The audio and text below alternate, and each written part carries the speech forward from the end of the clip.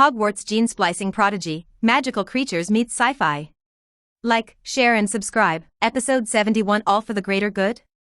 Dumbledore's Decision. Dumbledore appeared, now wearing a long purple robe, pajamas and a nightcap embroidered with silver stars on his head. He said with a disapproving expression, "Severus, you shouldn't say these things to a child. Too much pursuit of strength will make people easily lost, and he's just a child." Snape's eyes were blank, but his tone was calm. "Dumbledore, I'm the headmaster of Slytherin. Now that Peter York has been sorted into Slytherin, it shows that he was born with Slytherin qualities. Your theory of love might be able to fool the Gryffindor. Stupid lions, but it won't work in Slytherin." Dumbledore looked at Snape's resistance, sighed helplessly, and said, "The former Voldemort was also very talented, and he used magic to trick other children without a teacher when he was still in school. Now this kid 00 Sam also has unparalleled talent. I just hope he can get on the right track and not go astray like Voldemort." Snape sneered, "Dumbledore, in your heart, Slytherin can only be a bad guy? I never knew that." Dumbledore, known as the greatest white wizard, saw Slytherin the same way. The office fell silent, and Dumbledore said leisurely, "Harry will enter Hogwarts in less than 2 years. Voldemort only appeared in the Romanian forest not long ago, and I don't know when it will make a comeback. I don't want any changes. Severus, you may not know, Harry has the same green eyes as Lily. Okay, I won't take part in Peter York's business casually in the future." Snape showed a painful expression and immediately activated a clemency. His eyes instantly turned blank and his face full of indifference. He turned to Dumbledore and said, "I will abide by and yours. Promise, take good care of the little brat from Potter's house, and wait for the opportunity to repay your sins." Seeing Snape's expression, Dumbledore's eyes flashed with guilt, and he said, "I didn't mean that, Severus. Peter York is just as important, it's just that we need to be guided.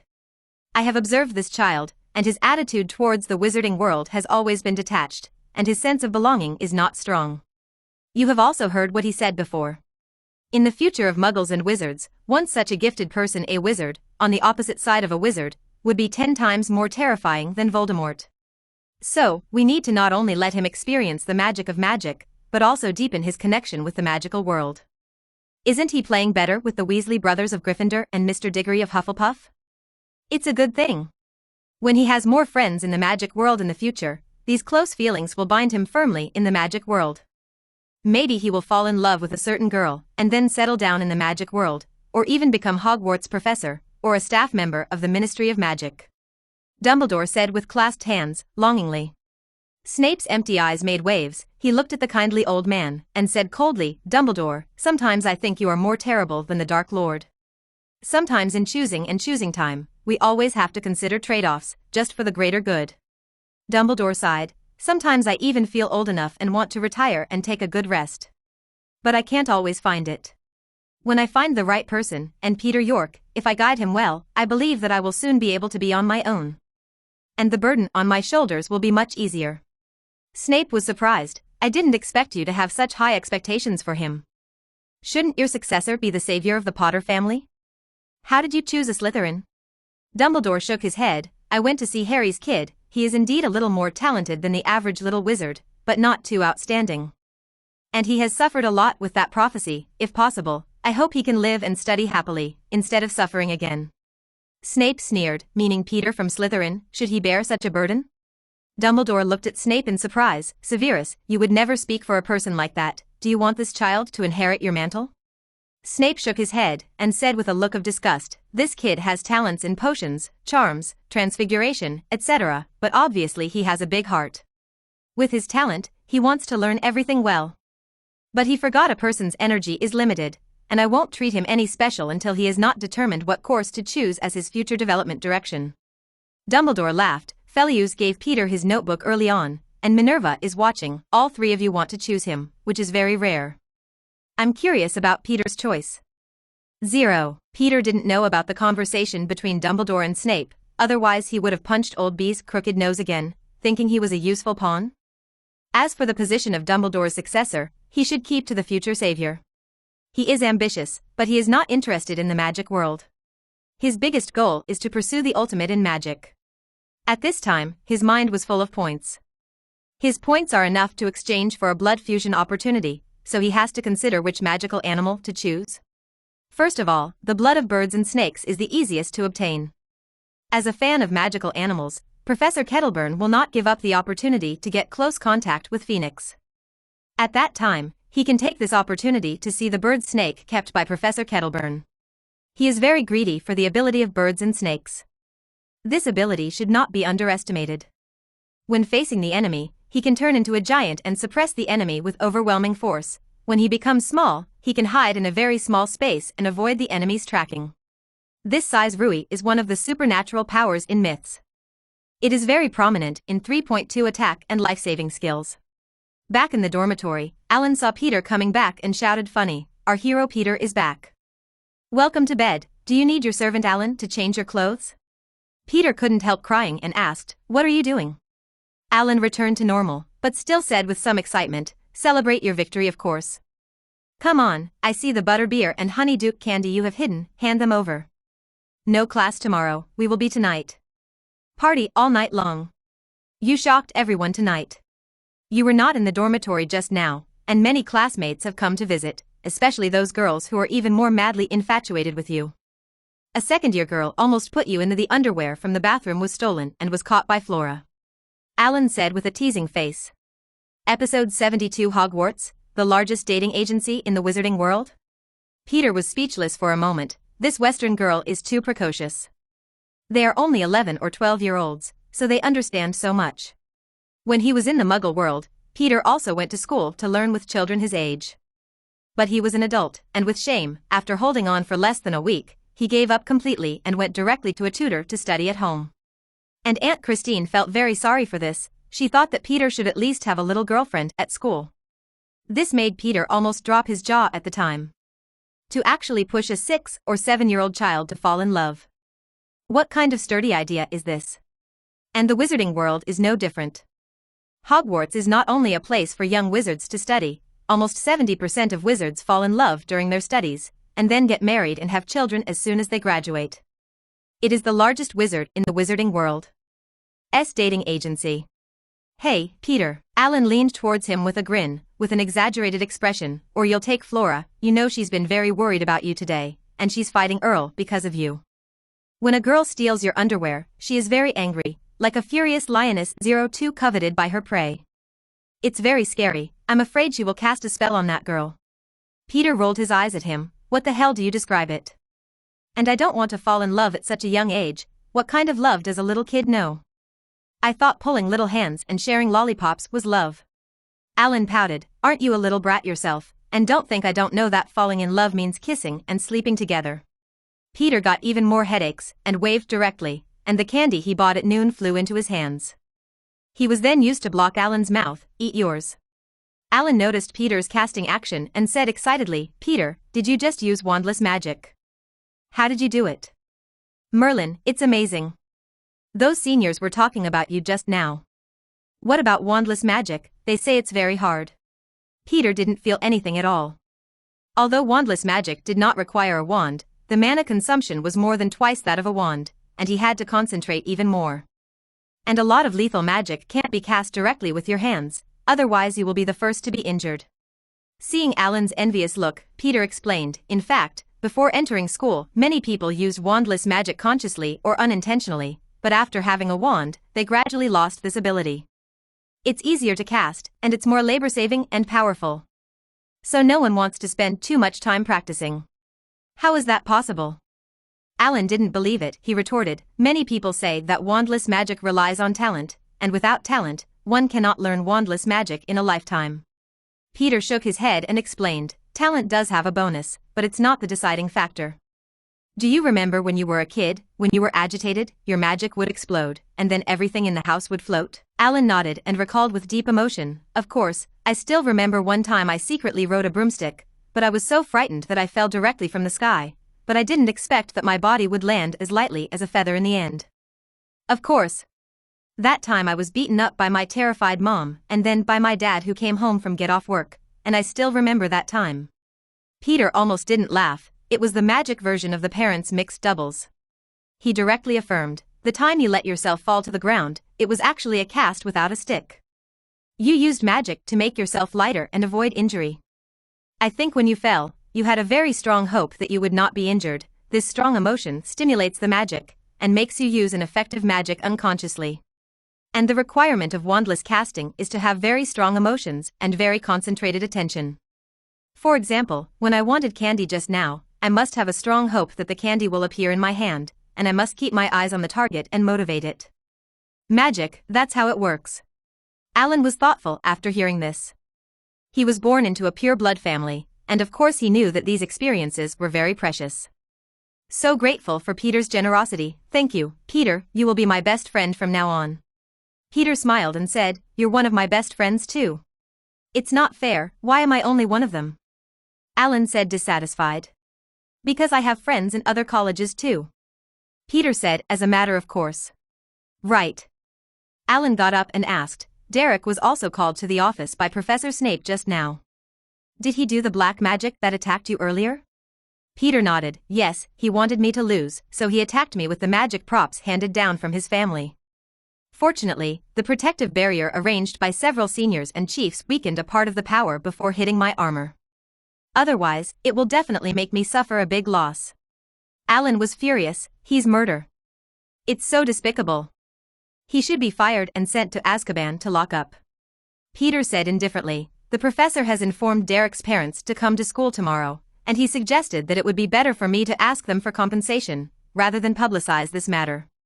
Because if his crime is disclosed, Derek will be at most being expelled from school because I didn't get hurt and Derek is a pure blood family, so the Ministry of Magic won't sentence him. When Alan heard it, he also agreed it's true, although I don't want to say it, the Ministry of Magic has always been controlled by pure blood, and even the laws compiled. Many loopholes are for the convenience of pure blood families to take advantage of loopholes without using them. Charged. 35. From the establishment of the Ministry of Magic to the present, only one minister in 003 was Muggle-born, but he was infected with a certain disease not long after taking office, and then resigned because of the disease. Alan whispered quietly in Peter's ear, it is said that the purebloods were dissatisfied with the minister's Muggle origin, so they united to infect the poor minister, and he died not long after his resignation. Moreover, during the minister's tenure, the pure-blood wizards in all departments they didn't listen to his words, and directly put him on the air, so they didn't have any political achievements. Alan took a peek at Peter's face and saw that he had no sign of anger, so he said, so, unless there are heavy casualties that can't be covered up, there are many ways for the pure-bloods to escape the Ministry of Magic's accusation. Listen to Professor Snape's words and use the school expulsion as a bargaining chip to get them to compensate. It's in your best interest. Peter patted him on the shoulder and said with a smile, thank you, Alan. You know the wizarding world better than I do, and I'll follow your advice this time. Then the conversation changed and he sneered, but before Derek graduates, I'll have a good time with him. Didn't he just hang up in front of him and blow the cool breeze all night? I think the top of the tower is a good place. Let him drink the cold wind at the top of the tower. Alan shuddered when he heard Peter's sneer, and silently mourned for Derek. Peter, who held such vengeance, made Alan feel for the first time that the Sorting Hat was the right school.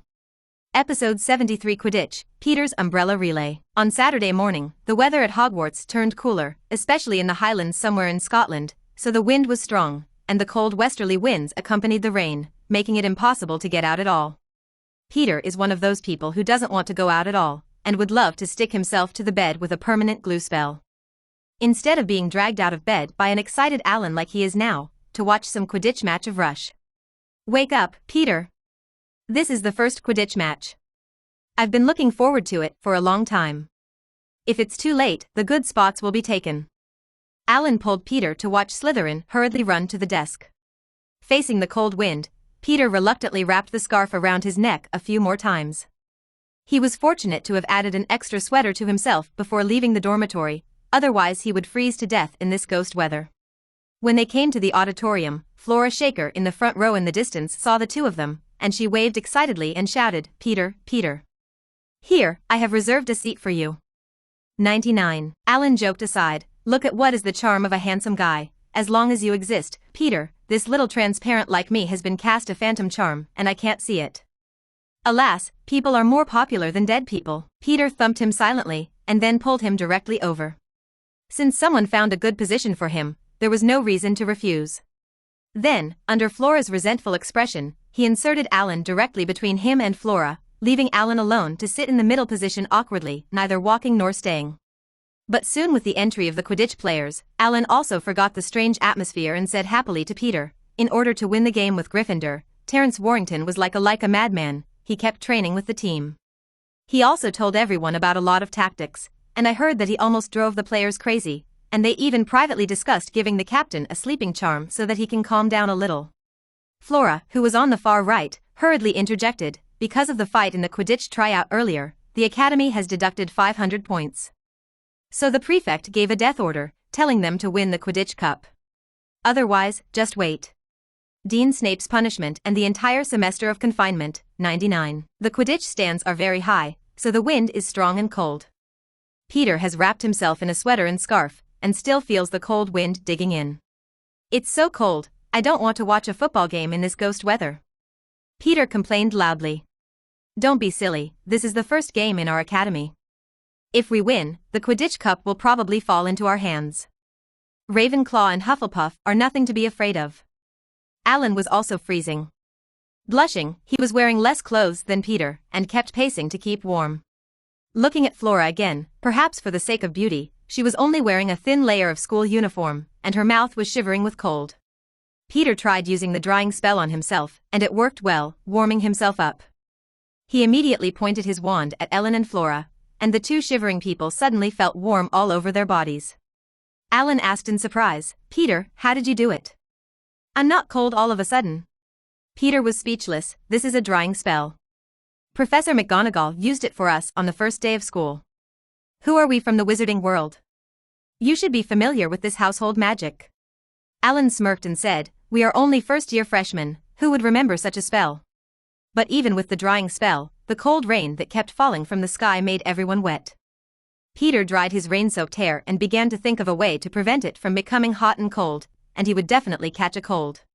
Peter looked at the professor's chair and found that Snape was also sitting there at this time, and turned his wand upwards, forming an umbrella-like shield directly, blocking the rain. Suddenly he had an idea. He asked the two of them, do you have anything that you don't need? Give me one. I came out with you and didn't bring anything with me.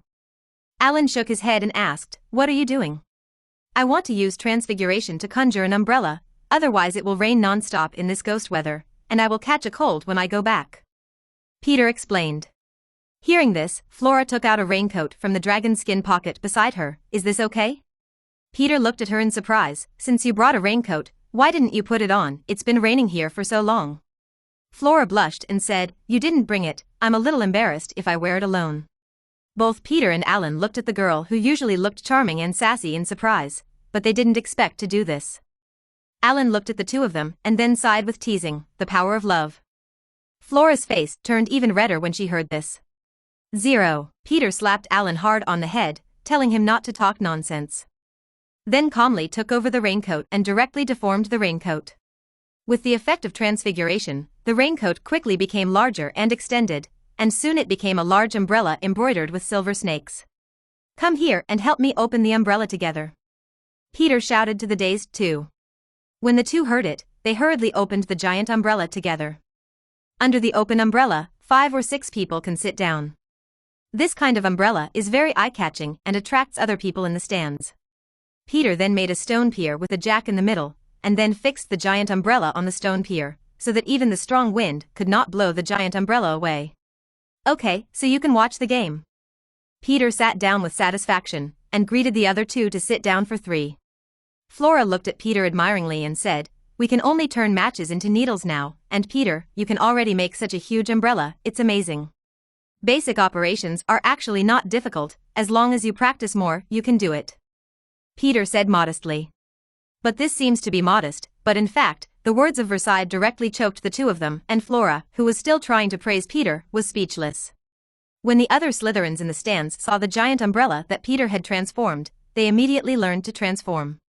The more powerful students also directly transformed into super large giant umbrellas. The students who were a little less skilled also transformed into small umbrellas that could barely cover the rain. Immediately, the Slytherin stands were filled with dense umbrellas. Some of them even cast magic directly on the umbrella surface to make the pattern on it move. And the slogan Slytherin will win was displayed. The movement in the Slytherin stands caught the attention of other colleges. The students of Ravenclaw and Hufflepuff also made umbrellas. Among them, Hufflepuff students were the most united. The senior students made umbrellas that could hold several people for the younger students who could not be changed. A group of people crowded together in an orderly manner, ready to watch the game. Gryffindor's students didn't want to learn Slytherin at first, but the other three academies all erected umbrellas and watched the game comfortably, while themselves and the others were still soaking in the rain, and they immediately gave up the last bit of mind, and quickly changed their minds. Pile of umbrellas, but also very flamboyant golden and red umbrellas, embroidered with moving griffins, and looping. Gryffindor wins in large letters. Episode 74 Unlucky Charlie, One-Sided Game. Welcome to the first Quidditch match of the new term at Hogwarts. I'm Arena Williams from Hufflepuff. It's Gryffindor and Slytherin today.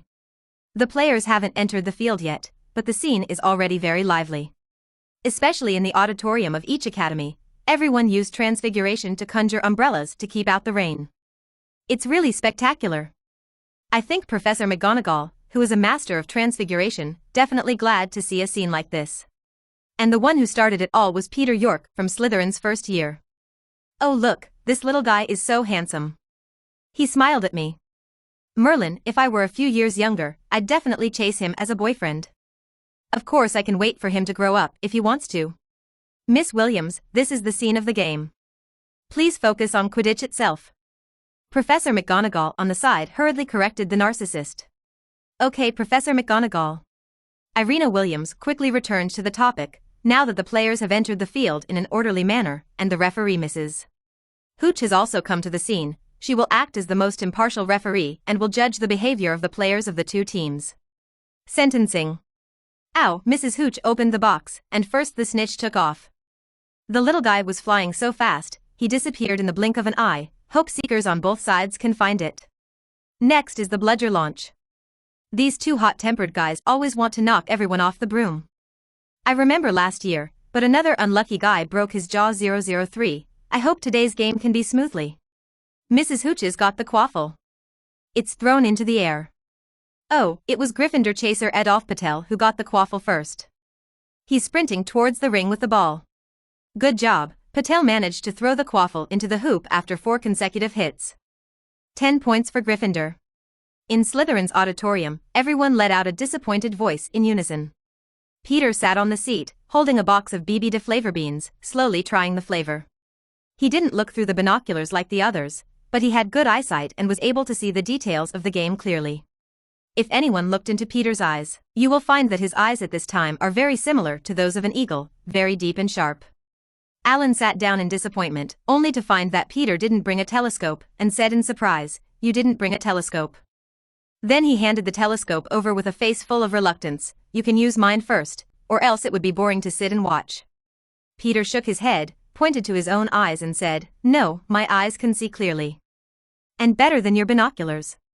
Alan shook his head in disbelief. "How is it possible? Your eyes are not telescopes, how can you see such a far distance?" But then he found that Peter's eyes, AC/DC, were not the same as usual, they became very eagle's eyes. He asked in surprise, "How did your eyes change?" "It's the eagle eye spell, a very biased spell. Magic is so magical, I'm using eagle eyes now, so I can see everything on the field. I can even see where the snitch is." Peter said complacently. The eagle's eyes matched with the handsome face, showing a wild beauty. Alan didn't notice the spell Peter said at all, but focused his attention on the snitch. He pulled Peter in surprise and asked, "Have you really seen the snitch? Where is it? Let's prompt the seeker quickly, let him catch the snitch before Charlie Weasley. Then we win." Peter shook his head, he looked at Alan and said, "We Slytherin can use all kinds of tricks to win in order to win, even if it is a fight with each other. But it must not be cheating, otherwise, if it is discovered, the entire Slytherin will be embarrassed." Alan listened to Peter's words, thought for a while, and gave up the idea of cheating. But he still pestered Peter and said, "Hurry up and use the eagle eye charm for me, it's much more useful than a telescope." Flora on the side also expressed her desire for Hawkeye. Peter did not refuse, and directly used his wand to cast magic on their eyes, and the eyes of the two became eagle eyes.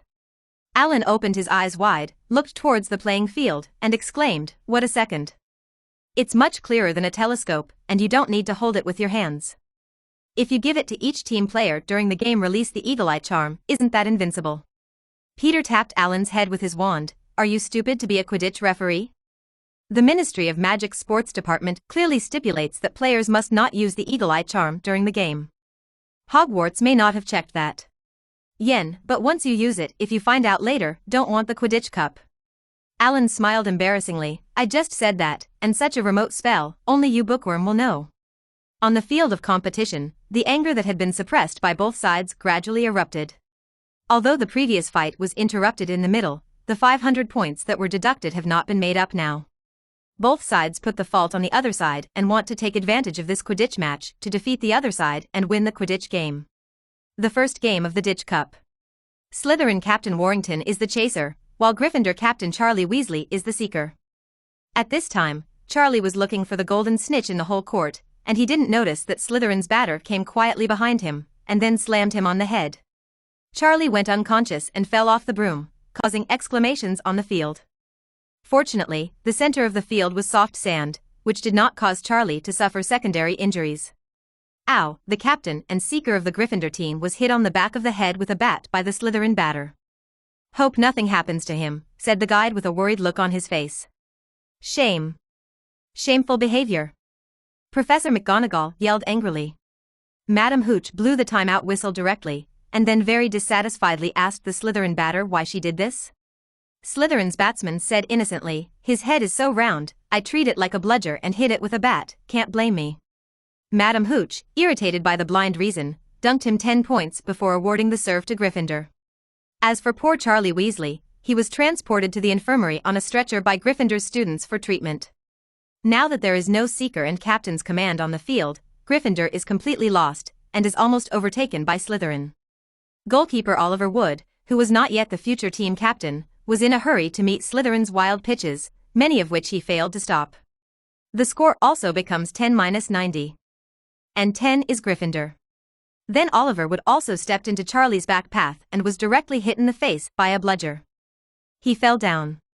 Without seekers and goalkeepers one after another, Gryffindor became a sieve and was besieged by Slytherin frantically.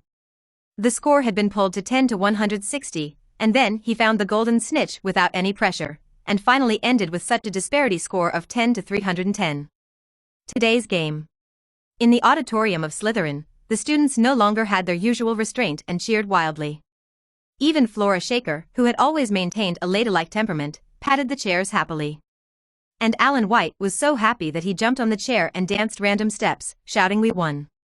Peter was also very happy, although the win was a bit unglamorous, but after all, it was a win, and it was the result of the game with such a dangling score. In this way, Slytherin can pre-book the Quidditch Cup, because Ravenclaw and Hufflepuff do have a certain gap between Slytherin and Gryffindor in Quidditch matches. He hadn't lifted Hawkeye yet, so he happened to see the lost twins in the Gryffindor auditorium. Then he noticed that the Ravenclaw and Hufflepuff students weren't too happy either. Apparently Slytherin's profile at the other two academies was not good either. Episode 75 The Conflict in the Auditorium, the rock skin cake that can be used as a weapon. Back in the Great Hall, unlike the beaming Slytherin, the most active Gryffindor students on weekdays were very quiet at this time, and even Ravenclaw and Hufflepuff were not in high spirits. No matter what they thought, the people of Slytherin kept bragging about the bravery of Slytherin just now to the people around them, and then mixed a few words to ridicule Gryffindor. Peter sat in his seat and felt the atmosphere was not good. Gryffindor was already disappointed with the loss, and was already holding his breath. Now the people of Slytherin are starting to sneer again, and the smell of gunpowder on both sides is already very strong. It will explode at any time. A Slytherin student laughed loudly. Did you see that? The seeker from the Gryffindor team, he was so stupid, he fell straight off after being hit with a stick, and he hasn't woken up yet. Is he being hit? Bad brains, going to St. Mungo's Hospital? Shut up, you won a disgraceful game by disgusting means. Even if you win the Quidditch Cup, we won't approve of it, one of the Gryffindor Quidditch players yelled angrily at him. Yes, you are a bunch of clever clowns. In a real showdown, you are not even as good as Gryffindor's toes. Slytherin serpents, go back to your slimy dungeons, scumbags. Yeah, to brazenly say hit Charlie's head for a bludger. Are his eyes for decoration? The people of Gryffindor were angry, and the people of Fan Chow Slytherin sneered. Peter, who was caught in Slytherin, looked at this scene helplessly, and had a premonition that he was going to have another Academy group fight. Then he took out his wand and prepared to protect himself as soon as possible. He didn't want to be hit by a spell that came out of nowhere. What are you doing?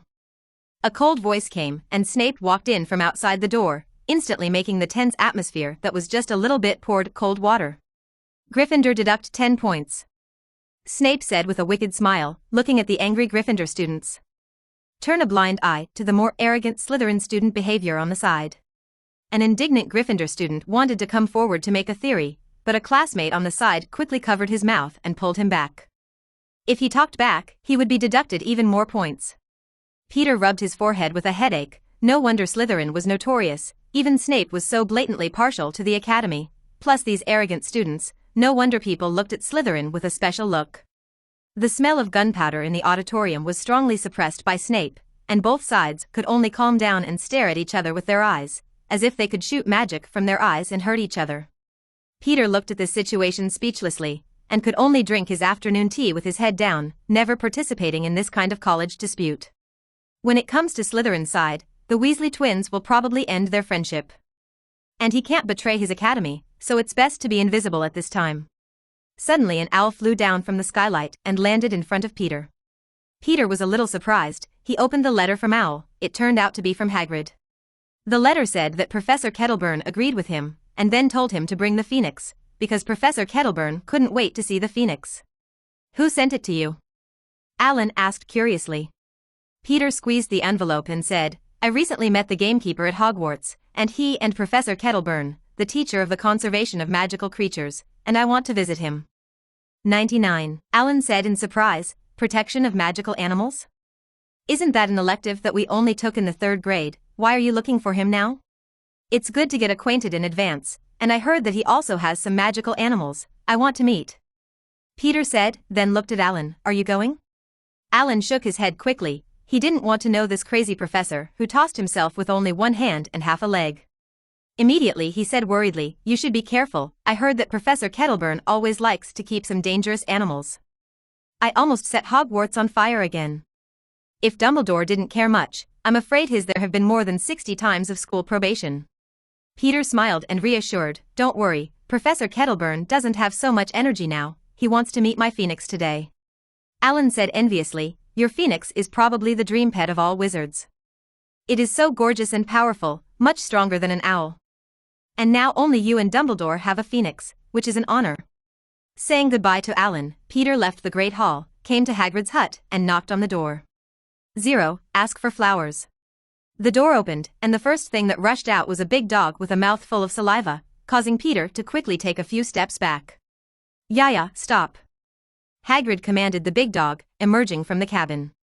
Then he looked at Peter and said with a smile, I thought you were going to be a little late, but you can't wait to meet those little guys. 39. Peter said excitedly, of course, I used to live in the Muggle world, and I have never been in contact with these magical animals. Now I have the opportunity, of course I won't miss it. But he was excited about the upcoming integration opportunity. Come in and have a cup of hot tea, and I've got some rock cakes. I'll have to get something ready to take you to the Forbidden Forest and meet Celtic-born and pets like him. Hagrid welcomes Peter inside the cabin. 00. As soon as he heard the rock cake, Peter was curious, how hard could it be that the Harry Potter trio would avoid it? As soon as he saw the rock skin cake that Hagrid handed over, if he hadn't known in advance that it was a cake, he would have thought it was a stone. Facing Hagrid's expectant gaze, Peter could only bite the bullet, and then he took a bite. I feel like my tooth is going to fall out. The taste of the rock cake is not difficult to accept, but it is daunting that it is comparable to the hardness of the rock, almost the same as the Russian Big Liba bread, which can be used as a brick. Taking advantage of Hagrid's inattentiveness, Peter quickly cast a fluffy charm on the rock cakes. This time, it was easy to chew on them. Peter quickly finished the rock cakes in his hands. Hagrid said very happily, I didn't expect you to like the rock skin cakes I made so much. Don't worry, I still have them here. He took out a few more rock skin cakes and handed them to him. Peter wanted to cry without tears, took the cake quickly, stuffed it into his pocket, and said, I'll take it back to the dormitory to eat later. Let's hurry up and see Professor Kettleburn. I have to go to Professor Snape's office, so I can't delay. Oh, poor boy. Didn't expect Snape to be so strict with his own academy. Hagrid apparently misunderstood Peter's words, thinking he was locked up, and looked at him sympathetically. Peter didn't explain. He was looking at the points in the system and just wanted to quickly integrate his bloodlines and improve his strength. Hagrid picked up a crossbow on the wall, then a machete, and took Peter and Fong to the Forbidden Forest. Episode 76 Entering the Forbidden Forest, Meeting Professor Kettleburn. The Forbidden Forest was deep. Hagrid led Peter along a path hidden deep in the forest, murmuring, "To be honest, I shouldn't have brought you into the Forbidden Forest. You have to follow me closely, don't get lost." Peter looked at the crossbow and machete in Hagrid's hand, and asked unsafely, "Hagrid, you only carry these two things, are you not afraid of any accidents? After all, there are dangerous animals such as werewolves in the Forbidden Forest." Hagrid clenched his fists at Peter and said complacently, "Don't worry, I can beat those things with my hands, and I've gotten to know the animals so well that they won't be dangerous. Of course, for you little wizards, here is indeed very dangerous. That's why Dumbledore repeatedly asked the students not to enter the Forbidden Forest. This time, Kettleburn was eager to see your phoenix, so he asked me to take you there, so you can't go in by yourself in the future. You know what?" Hagrid seemed to have thought of something 020, and said with a painful expression, "Recently, there are 2 Gryffindor students who have been trying to run into the Forbidden Forest. I caught them several times, but these 2 little guys always it's a quibble that they're just lost, as you said before. It's giving me a headache." When Peter heard this, he couldn't help but wonder, do they look the same, and they all have red hair? Hagrid looked at Peter in surprise. "Yes, a pair of guys who look alike, do you know them? They always cover for the other, and they almost managed to enter the Forbidden Forest. Fortunately, Yaya reminded me, otherwise these 2 naughty boys will deceive me by correcting them." Peter laughs. The 2 of them are Weasley twin brothers, George and Fred. Both of their older brothers are in Gryffindor, with Bill Weasley graduating last year. Now Charlie Weasley, he's the captain of the Gryffindor Quidditch team. When Hagrid heard this, his eyes lit up, and he said happily, "It turns out to be the Weasley children. I know their parents, these 2 little guys are so cunning, they lied to me that they were from the Muggle world, and said their last name is Weatherby. If they don't do what they want next time, I'll send a letter to their parents." Peter laughed when he heard it. "Hagrid, you have to pay attention, the 2 of them are notorious troublemakers, and now they have made friends with Peeves. They may try their best to enter the Forbidden Forest." Hagrid said with a headache, "Merlin, they actually befriended Peeves? This is something I've never heard of. I have to be careful, I can't let them succeed, or one day they'll be ripped off. Their lives are left in the Forbidden Forest." How to explain to Arthur at that time? The 2 walked along the path, and not long after they came to a hut similar to Hagrid's wooden house. Hagrid knocked on the wooden door with a huge fist, and then shouted loudly, "Sylvanus, here we are. Open the door." Slow footsteps could soon be heard in the hut, and then an old but burly old man opened the door. His eyes first saw Hagrid's huge figure, and then he noticed the little boy who was almost covered, with a look of surprise and anticipation on his face.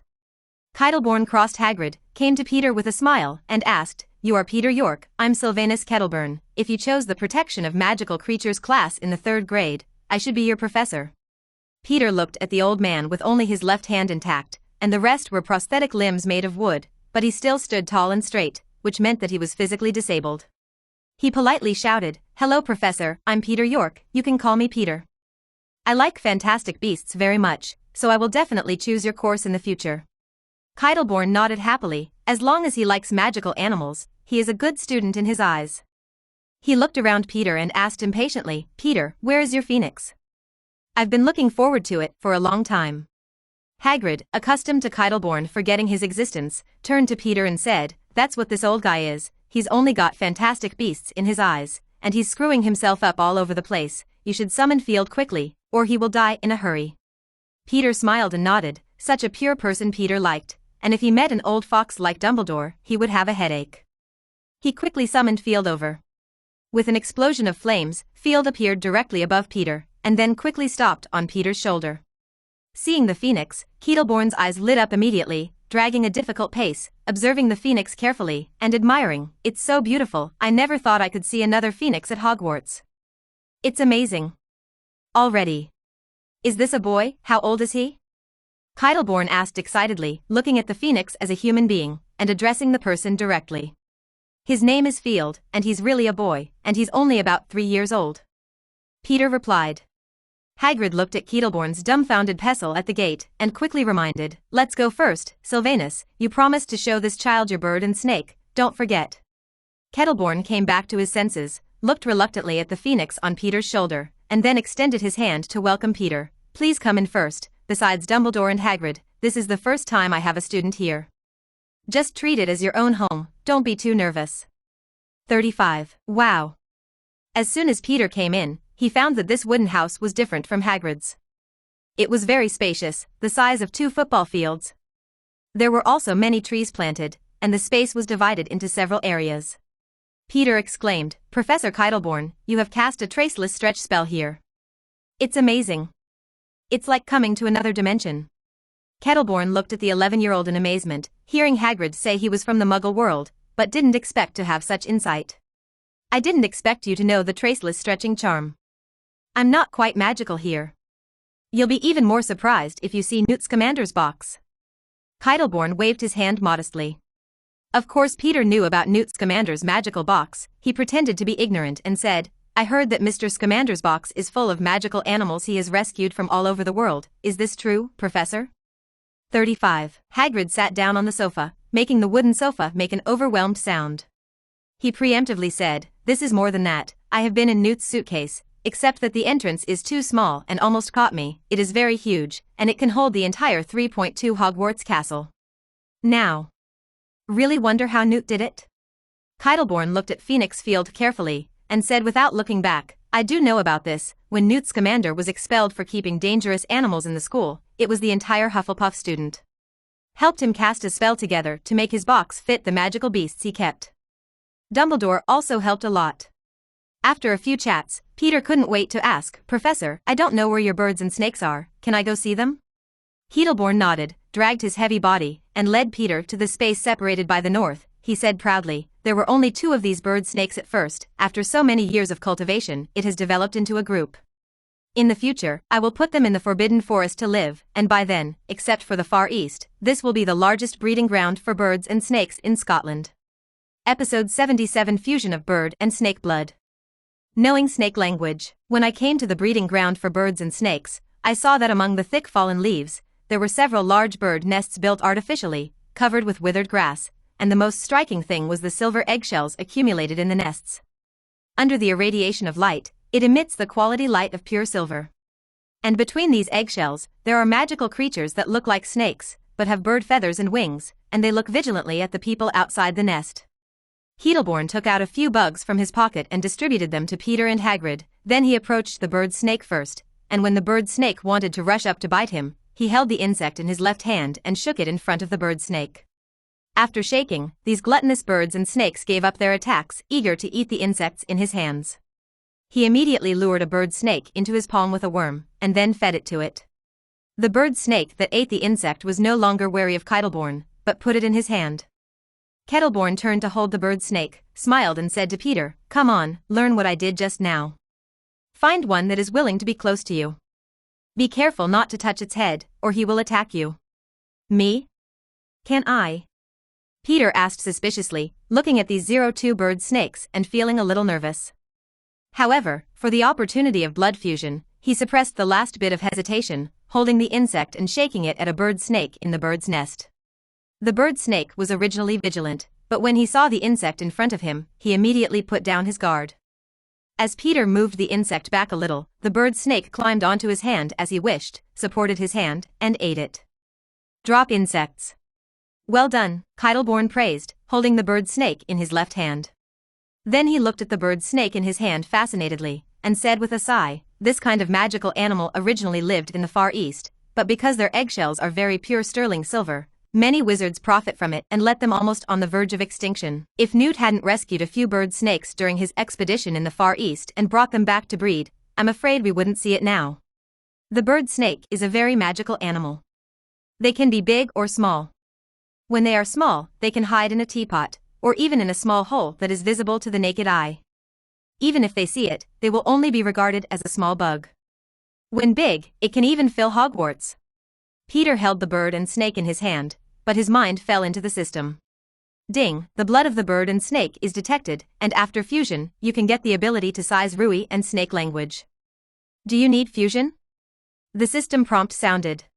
Peter was very happy when he heard it, and he asked excitedly, "System, what do I need to do? Is it to draw the blood of birds and snakes?" 99. No, as long as the host touches the fusion object, the system can extract the corresponding gene bloodline. the system replied. Hearing this, Peter said happily, "System, quickly integrate the blood of the bird and snake." The fusion begins. The system is extracting the bird-snake gene. The extraction is successful. The official fusion gene. Peter felt a warm current in his body at this time, spreading rapidly throughout his body, and his senses returned to normal after a while. But Peter has an additional ability at this time. He can clearly feel that he can control the size of his body. Ding, the fusion is successful. Since the host has two forms, the bird-snake gene and the phoenix gene are fused, and the host's phoenix form will also have the ability to be as big or small. The system prompted. Thinking of his phoenix form that will cover the sky and the sun in the future, Peter asked in surprise, "Will that mean that if I integrate the genes of thunderbirds in the future, my phoenix form will also be able to master the power of lightning and storms? Even the power of other magical animals?" Ability? Yes, host. This is an unexpected result of the system. The more genes that the host fuses in the future, your phoenix form may be able to grow into the most powerful magical creature. Even reach the end of magic. Looks like this kid really likes fantastic beasts, he's smiling so happily. Heidelborn said happily to Hagrid. Take Peter's happy expression at this time as his love for the bird and snake. Immediately, I felt that this child could be trained in the direction of research on magical animals. After redeeming this integration opportunity, the system points are reset to 0 again. But Peter didn't pay attention to this at this time, he just wanted to find a place where no one else wanted to try his new ability. Hungry, so hungry, I still want to eat. A childish voice suddenly sounded in Peter's ear, instantly bringing his mind back to the cage. He looked along the sound, only to find that the bird snake in his hand was talking. He asked in surprise, "Are you talking about being hungry?" As soon as the bird snake heard Peter's words, he suddenly raised his head, with a puzzled look in his small eyes, and asked, "You can speak our words?" 35. Only then did Peter realize that what he said was not human words, but hissing sounds. At the same time, the two wizards on the other side also stopped and looked at Peter in surprise. Heidelborn asked curiously and suspiciously, "Peter, you can speak snake?" Peter pretended to be puzzled and asked, "Snake language? What is that?" But he was already a muggle in his heart, but he didn't expect that this fusion would even include snake language. He is in Slytherin now, and the talent of the Slytherin family is snake language. Especially Voldemort is the last descendant of Slytherin. I am afraid that many people will associate him with Slytherin and Voldemort after knowing that Peter can speak snake language. "You can communicate with snakes?" Hagrid said in disbelief, his voice a little loud because of the excitement, making Peter's ears roar a little.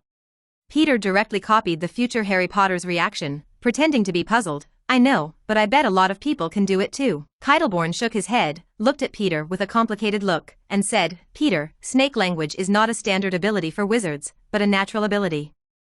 It is a talent inherited from the Slytherin family. You are a student of Slytherin. It should be known that the symbol of Slytherin is the snake, 020 because Salazar Slytherin can speak snake language. You should now understand how special this is." Of course Peter knew these things, but he was only a freshman who had not been in the magic world for a long time, and it was impossible to know so many things. So he said with an expression of incomprehension, "It's impossible, I'm from the Muggle world and have nothing to do with Slytherin." Heidelborn guessed, "Perhaps your ancestors have people from the Slytherin family. In your generation, the wizard's blood has awakened, so you have stimulated your snake language talent." 39. Peter nodded as if he understood, but he almost died of laughter in his heart. He and Slytherin couldn't get on with each other. After experiencing the initial surprise, Hagrid quickly accepted it. He himself is a half-giant, so he did not have much resistance to these bloodlines, but said suddenly and clearly, "I said how the sorting hat, that's why you got sorted into the Slytherin scumbags. Or I'd say you should get sorted into Ravenclaw or Gryffindor." Peter is somewhat interested in the talent of snake language. He wonders if he will be able to communicate with the basilisk in the secret room in the future. But Peter doesn't want too many people to know that he can speak snake at this time, so he pleads, "Hagrid, Professor Kettleburn, can you keep it a secret for me? I don't want everyone to know, this will lead me to trouble." Episode 78 Centaur Bane, Emergency. The two grown-up wizards agreed to his request directly, but Peter was mentally prepared to be known by Dumbledore. After leaving the reluctant field for Professor Kettleburn's observation, Peter followed Hagrid to the outskirts of the Forbidden Forest. Peter looked at the lush woods around the Forbidden Forest. The sun dipped through the gaps in the leaves and shone in the woods, making it quiet and beautiful.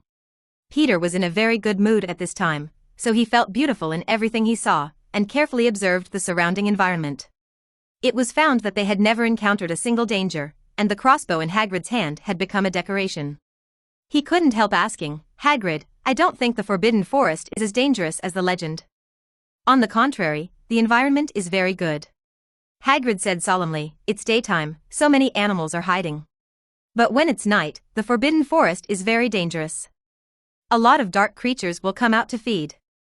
And our current location is not deep in the Forbidden Forest.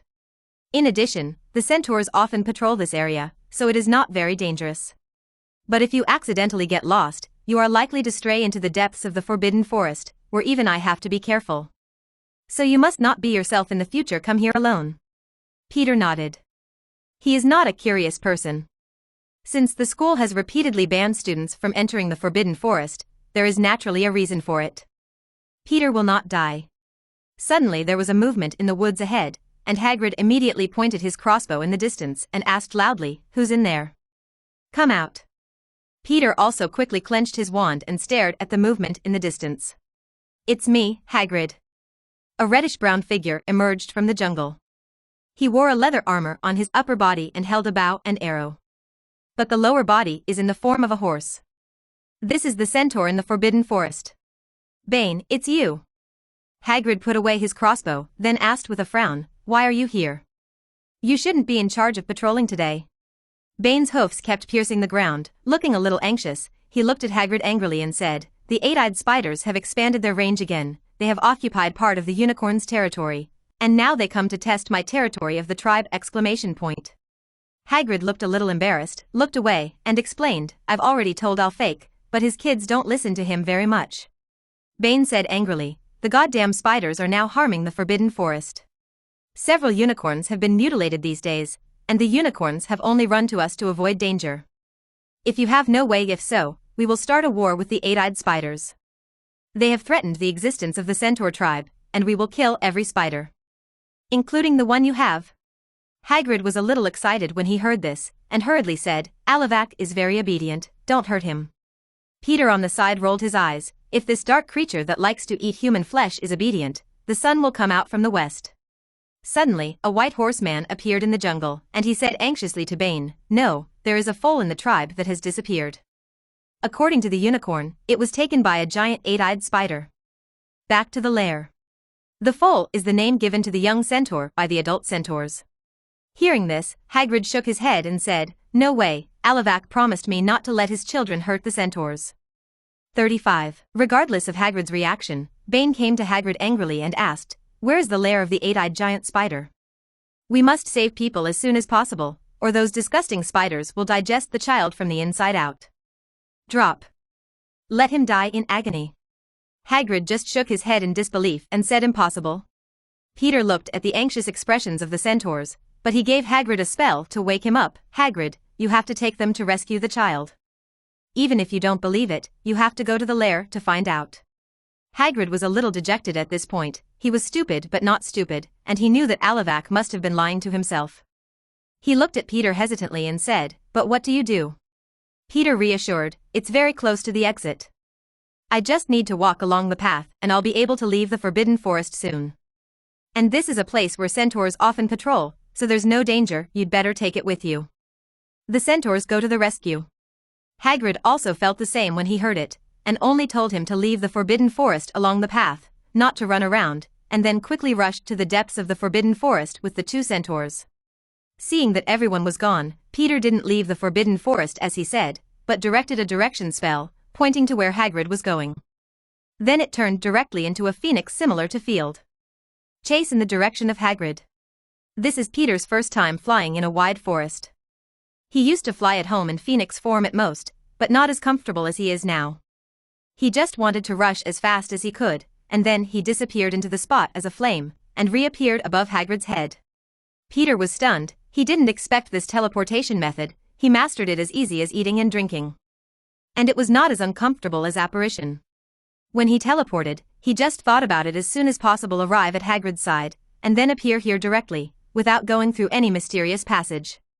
Hagrid noticed the phoenix above his head and thought that Field was coming, so he didn't care too much. quickly rushed to the eight-eyed giant spider's lair. Peter is in the form of a phoenix at this time, and he is flying high, so he can clearly see the dense eight-eyed giant spiders lurking in the surrounding jungle, ready to attack these people. Peter shook his head silently in his heart. According to the current situation, I am afraid that neither the centaurs nor Hagrid will be able to reach the lair for a while. By then, I am afraid that the captured pony will have only one skin left. Just like any other spider, these eight-eyed giant spiders like to bring their prey back to the nest, and then use their mouthparts to inject venom into the prey, causing the prey to die painfully, and digest it into liquid from the inside of the body. In the end, it was eaten up by spiders and only a skin was left. Peter no longer pays attention here, but observes the movement of the eight-eyed giant spider, and finally found the eight-eyed giant spider's lair in a hidden place. He rushed in without saying a word. Phoenix. There is a phoenix here. As an insect, the eight-eyed giant spider is naturally afraid of birds, especially a powerful bird like the phoenix. They all impatiently want to avoid the sight of the phoenix. The eight-eyed giant spider's lair is very wide, so it is enough for Peter to fly.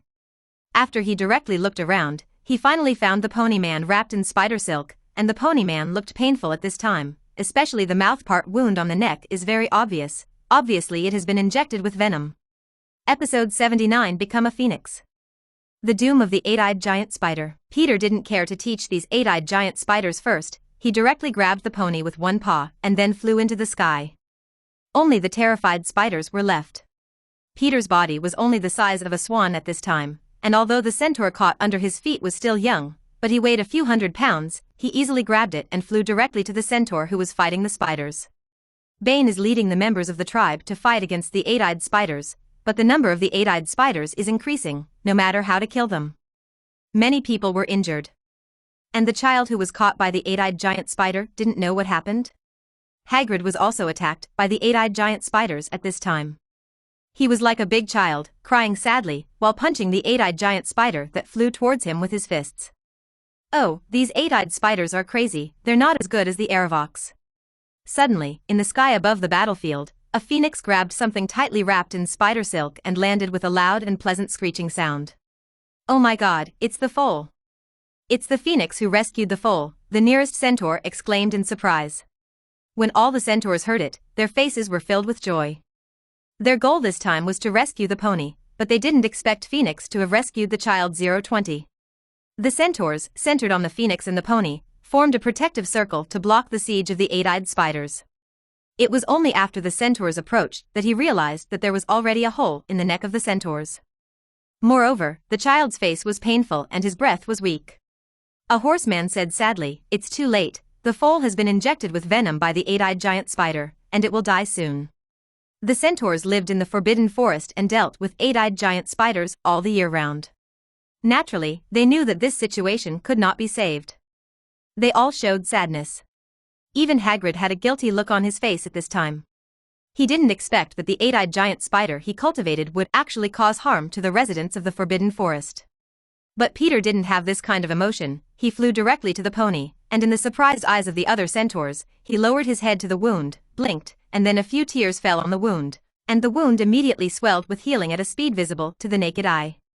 After that, the pony's breathing became stronger and stronger, and the pale complexion became ruddy. Then the pony opened his blue eyes and saw the phoenix standing on him for the first time, and shouted in surprise. "It's the phoenix," the voice was clear and powerful. "Yeah, Phoenix's tears can cure all poisons. How could I forget?" Hagrid patted his head angrily. Peter nodded with satisfaction as he watched the pony recover. Then he went straight into the sky and flew to the eight-eyed giant spider's lair. He wanted to find trouble with these eight-eyed giant spiders and test his new abilities. Peter didn't find them as cute as Hagrid did for the man-eating eight-eyed spiders. These eight-eyed giant spiders have no natural enemies in the Forbidden Forest. They reproduce very quickly and like to eat people. The Forbidden Forest is right next to Hogwarts Castle. The ghosts will rush out one day and stretch their claws to the students. Them. Moreover, in the original timeline, the eight-eyed giant spiders followed the giants to besiege Hogwarts in the final battle. Such unfamiliar things cannot be left to the end. The centaurs who stayed in place looked at the flying phoenix with gratitude and reverence in their eyes. Bane asked Hagrid, "Is this the phoenix from Dumbledore? Thank him for saving our foal." Thank him for me."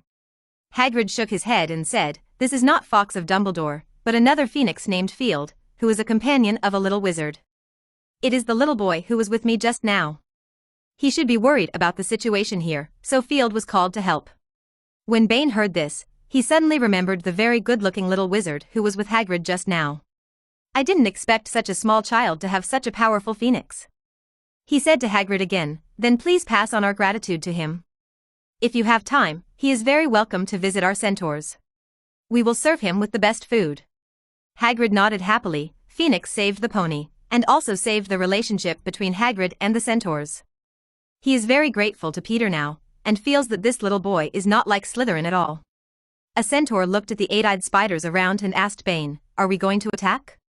There are more and more eight-eyed spiders here." Bane looked at the circle of eight-eyed giant spiders outside and shook his head. "We are now thinking about how to break through. These guys obviously want to surround us and then eat us." Hagrid said in a hopeful tone, "Maybe I can go and talk to Aravac and let him let us go.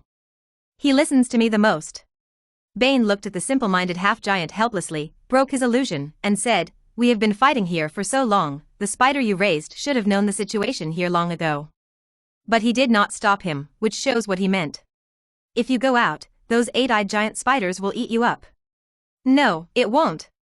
Hagrid's huge tears fell again. "Aravac is the best. When I raised him, he was a little fluffy. Later, I was afraid that he would be lonely, so I found a wife for him.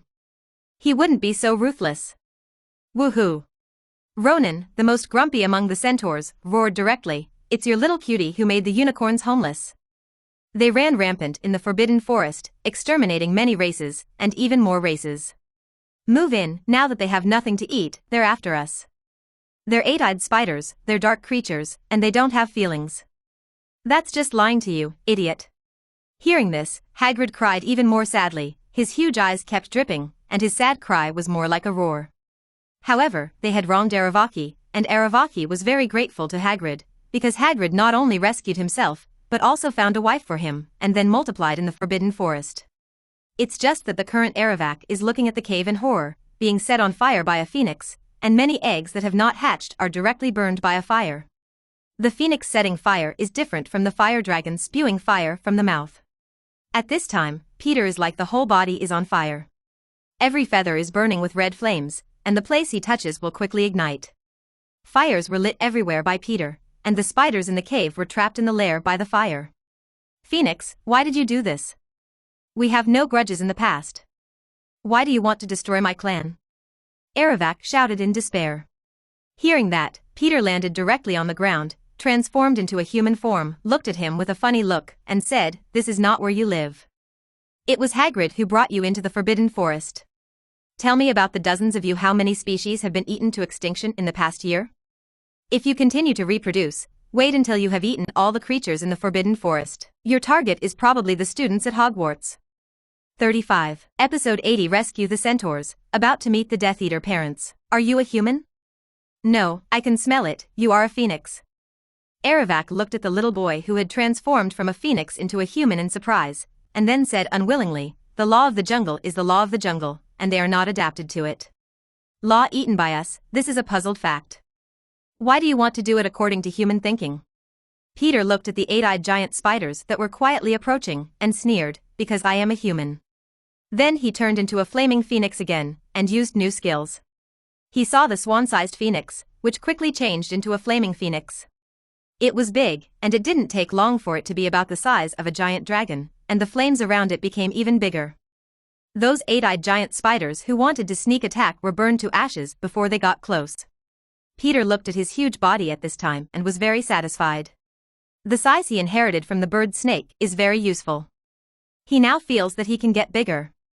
It's just that the area of the cave is limited, so it is maintained at the size of a giant dragon. The body directly ignited everything in the cave. Aravac was turned into ashes before he even said a word.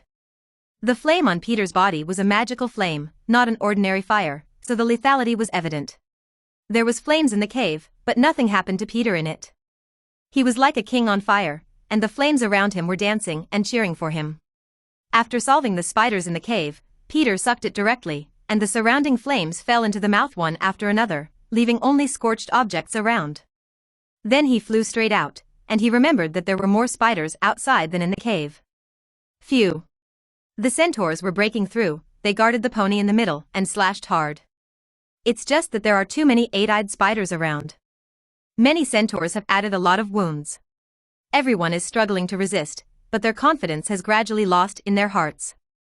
They can't fight so many eight-eyed giant spiders, especially the venom sprayed by the eight-eyed giant spiders, which makes many injured centaurs even worse, even pulling bows and arrows. Can't get up. Only Hagrid held the machete with tears on his face and kept slashing at the eight-eyed giant spider, but how could he be the opponent of so many eight-eyed giant spiders alone? While waiting for everyone to despair, a phoenix roar sounded that surprised everyone. The phoenix that had just flown away reappeared, and a fiery flame was burning on his body, and quickly circled around the centaurs in a circular trajectory at a low altitude, a wall of flames. Standing directly between centaurs and eight-eyed spiders. Many eight-eyed giant spiders turned into ashes the moment they rushed through the flames. This scene made the arrogant eight-eyed giant spiders stop the siege and began to want to evacuate. But Peter didn't want to let them go. He went straight to the fastest flying speed, chasing the fleeing eight-eyed giant spider. When these eight-eyed spiders are brushed by Peter's flames, they will burn quickly and ignite other spiders in a panic. In an instant, the surrounding is a sea of fire. Only the centaur and Hagrid, who are protected by a wall of fire in the middle, are spared in difficulty. The horse people couldn't help swallowing when they watched this scene. Ronan said to Bane, "I finally know why Phoenix is rated as XXXX dangerous by the Ministry of Magic. According to this terrifying ability, if it is not considered that Phoenix is relatively docile and generally does not attack people, I am afraid that the dangerous level is still higher. Take it to the next level."